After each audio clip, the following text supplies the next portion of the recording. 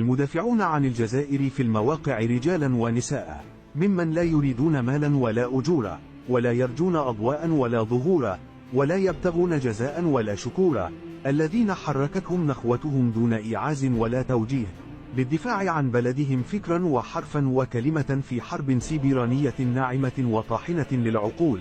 قضيتهم غيبية ربانية، بما تتوافق مع المصلحة العليا للجزائر، والتي هي من إرادة الله، دون أي انجرار لهم لتوجيه غير مباشر أو تهور أو مغالطة.